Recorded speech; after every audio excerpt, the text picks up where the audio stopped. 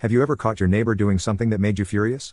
The house my neighbor rented had its back door and tiny side yard right under my bedroom window. They had a party midweek in the summer and I had to work the next morning at 6 a.m. At 1 a.m., it was just getting louder and louder. More people were getting rowdier and louder under the window. More people kept showing up, and they kept turning up the music to compensate for the crowd noise. With my hair standing straight up from bedhead, I walked over to ask him to just close the back door. It would still be loud, but it would be enough to reduce it to background roar, so I could sleep. He saw me, and ignored me. I walked up to him, he heard my request, glowered, shrugged, and shut the back door after shooing everyone in. I waded out through the crowd, people screwing and throwing up on the front porch, worked my way through the crowd on the sidewalk, around the corner, and back into the front of my building.